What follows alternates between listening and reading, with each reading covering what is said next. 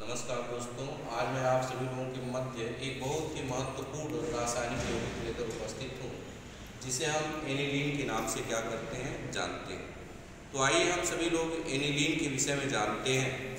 Aniline का जो अणुसूत्र होता है, एनिलीन का अणुसूत्र जो होता है, इसका अणुसूत्र C6H5NH2 होता है। इसका अणुसूत्र जो होता है C6H5NH2 होता है। इसकी संरचना की अगर बात कर लें तो इसका जो संरचना सूत्र होता है, बेंजीन रिंग के ऊपर NH2 होता है, बेंजीन रिंग के ऊपर NH2 होता है। इसकी अध्ययन और इसकी व्याख्या जो थी सर्वप्रथम ऑटो अनवर डार्विन नामक वैज्ञानिक ने की। इसकी खोज और इसका अध्ययन जो है सर्वप्रथम ऑटो अनवर डार्विन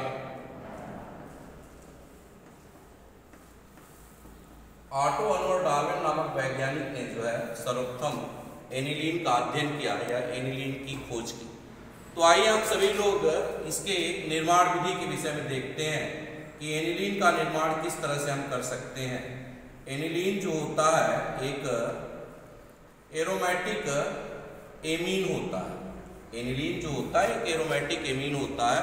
तो आइए हम एनिलीन के निर्माण विधि के विषय में देखते हैं। तो एनिलीन का निर्माण करने के लिए नाइट्रोसोबेंजीन C6H5NO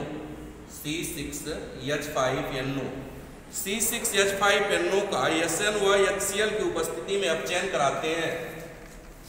SN व HCl की उपस्थिति में जब हम क्या कराते हैं, अपचयन कराते हैं, तो अपचयन के फलस्वरूप जो होता है हमें एनिलीन प्राप्त होता है, C6H5NH2 प्राप्त होता है और साथ ही साथ जो होता है हमें जल प्राप्त होता है, जल प्राप्त होता है। तो इस तरह से मैंने बताया कि अगर हम नाइट्रोसोबेंजीन का SN व HCl की उपस्थिति में अगर अपचयन करा दें तो नाइट्रोसोबेंजीन का SN व HCl की उपस्थिति में अपचयन कराने के फलस्वरूप जो होता है हमें एनिलीन प्राप्त होता है। इसी तरह से फिनाल पर अगर हम ZnCl2 की उपस्थिति में अमोनिया की विक्रिया करा दें, C6H5OH यह फिनाल है। फिनाल पर अगर हम अमोनिया की विक्रिया जो है ZnCl2 की उपस्थिति में करा दें, ZnCl2 की उपस्थिति में अगर हम अमोनिया की विक्रिया करा दें तो अमोनिया की विक्रिया कराने के फलस्वरूप जो होता है हमें C6H5NH2 प्राप्त होता है और साथ ही साथ जो होता है हमें जल प्राप्त होता है। हमें क्या प्राप्त होता है? जल प्राप्त होता है। इसी तरह से अगर हम बेंजीन पर सोडामाइड की विक्रिया करा दें, बेंजीन पर अगर हम C6H6 पर अगर सोडामाइड की विक्रिया करा दें, NaNH2 की विक्रिया करा दें, तो NaNH2 की विक्रिया कराने के फलस्वरूप जो होता है हमें C6H5NH2 प्राप्त होता है और साथ ही साथ जो होता है NaH प्राप्त होता है, सोडियम हाइड्राइड प्राप्त होता है। तो तीसरी निर्माण विधि बताया हमने कि बेंजीन पर अगर हम सोडामाइड की विक्रिया करा दें तो बेंजीन पर सोडामाइड की विक्रिया कराने के फलस्वरूप जो होता है हमें एनिलीन प्राप्त होता है। इसी तरह से आइए हम सभी लोग जो है चौथी निर्माण विधि देखते हैं, प्रयोगशाला विधि। प्रयोगशाला में हम एनिलीन का निर्माण किस तरह से कर सकते हैं, तो प्रयोगशाला विधि के विषय में हम सभी लोग देखते हैं कि प्रयोगशाला में हम एनिलीन का निर्माण किस तरह से करेंगे। प्रयोगशाला में एनिलीन का निर्माण करने के लिए नाइट्रोबेंजीन का अपचयन SN व HCl की उपस्थिति में कराते हैं, C6H5NO2। इसका अपचयन जो होते हैं हम SN व HCl की उपस्थिति में कराते हैं, तो हमें C6H5NH2 प्राप्त होता है, और साथ ही साथ जो होता है जल का 2 अणु प्राप्त होता है, साथ ही साथ जो होता है जल का 2 अणु प्राप्त होता है। तो यह एनिलीन के निर्माण की हमने चौथी विधि बताई कि अगर हम नाइट्रोबेंजीन का अपचयन एसएन व HCl की उपस्थिति में करा दें तो हमें एनिलीन प्राप्त होता है और साथ ही साथ जो होता है जल प्राप्त होता है। इसी तरह से औद्योगिक निर्माण विधि, पांचवी विधि देखते हैं औद्योगिक निर्माण विधि, इंडस्ट्रियल प्रोसेस। औद्योगिक निर्माण विधि, औद्योगिक निर्माण विधि, इंडस्ट्रियल प्रोसेस। बड़े पैमाने पर हम एनिलीन का निर्माण किस तरह से कर सकते हैं? तो बड़े पैमाने पर एनिलीन का निर्माण करने के लिए C6H5NO2 मीन्स नाइट्रोबेंजीन का हम क्या करा देते हैं, एसएन व Fe व HCl की उपस्थिति में अपचयन करा देते हैं। Fe व HCl की उपस्थिति में अगर हम अपचयन करा देते हैं तो Fe व HCl की उपस्थिति में अपचयन कराने के फलस्वरूप जो होता है हमें एनिलीन प्राप्त होता है। हमें क्या होता है? एनिलीन प्राप्त होता है C6H5NH2 प्लस 2H2O, 2H2O। कुछ और निर्माण विधियां होती हैं, एनिलीन के निर्माण की कुछ और महत्वपूर्ण निर्माण विधियां होती हैं, जैसे हाफमैन ब्रोमाइड अभिक्रिया। आइए हम सभी लोग एनिलीन के निर्माण की कुछ और अन्य महत्वपूर्ण विधियां देखते हैं। तो हाफमैन ब्रोमाइड अभिक्रिया द्वारा, हाफमैन ब्रोमाइड अभिक्रिया द्वारा, हाफमैन ब्रोमाइड अभिक्रिया द्वारा, अभिक्रिया द्वारा हाफमैन ब्रोमाइड अभिक्रिया द्वारा किस तरह से हम एनिलीन का निर्माण कर सकते हैं? तो अगर हम सामान्यतः जो होते हैं हाफमैन ब्रोमाइड अभिक्रिया द्वारा एनिलीन का निर्माण करने के लिए C6H5CONH2, इसे हम सामान्यतः जो होते हैं बेंजामाइड कहते हैं। बेंजामाइड पर ब्रोमीन व पोटेशियम क्षार की अभिक्रिया कराते हैं। ब्रोमीन व पोटेशियम क्षार 4KOH, ब्रोमीन और पोटेशियम क्षार की जब अभिक्रिया कराते हैं तो ब्रोमीन और पोटेशियम क्षार की अभिक्रिया कराने के फलस्वरूप जो होता है हमें प्राप्त हो जाता है C6H5NH2। C6H5NH2 को हम सामान्यतः जो होते हैं एनिलीन के नाम से जानते हैं।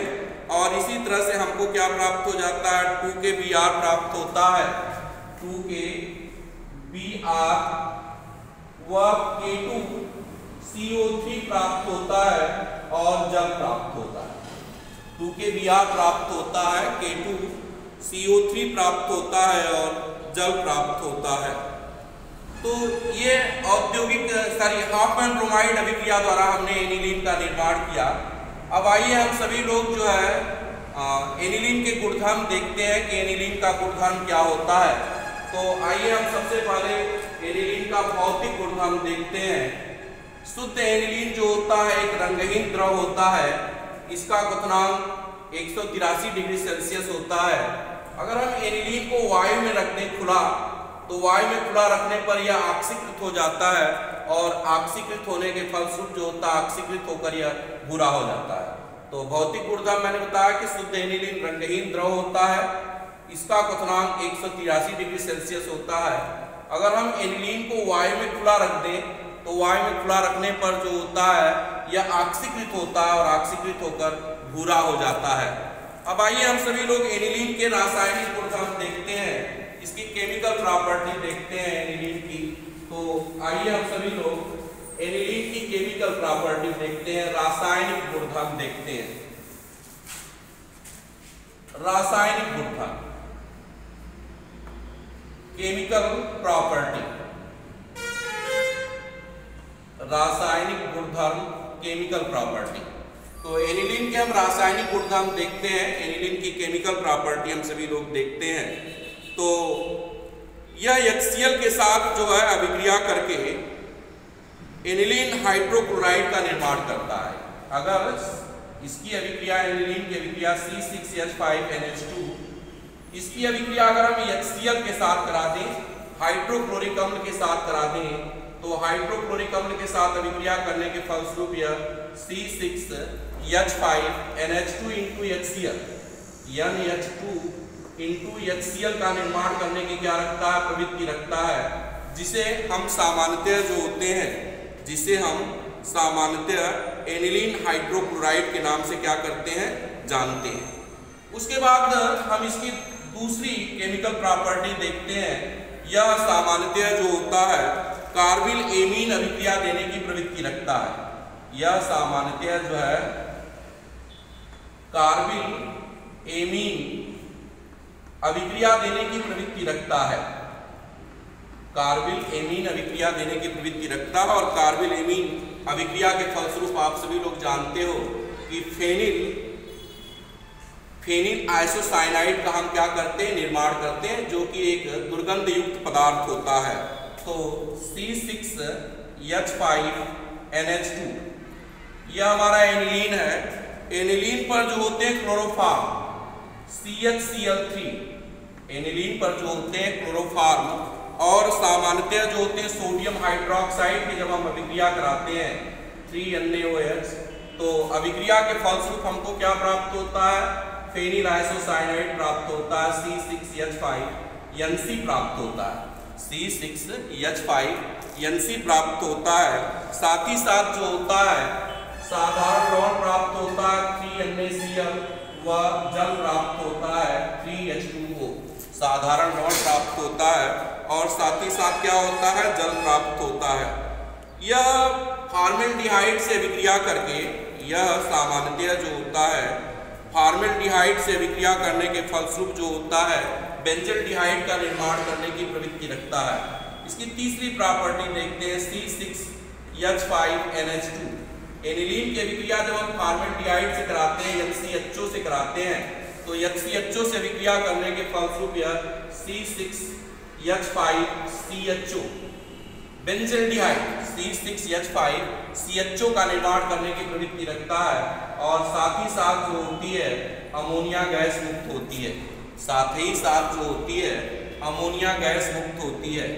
इसकी आइए हम लोग चौथी केमिकल प्रॉपर्टी देखते हैं कि ये क्या करता है। अगर हम एनिलीन की अभिक्रिया जो है ब्रोमीन जल के साथ कराते हैं, अगर हम एनिलीन की अभिक्रिया जो है C6H5NH2 की अभिक्रिया जो है अगर हम ब्रोमीन जल के साथ करा दें 3Br2, यह अभिक्रिया जो होती है सांद्र सल्फ्यूरिक अम्ल की उपस्थिति में होती है, कॉन्क H2SO4 की उपस्थिति में होती है, तो हमें TBA प्राप्त होता है।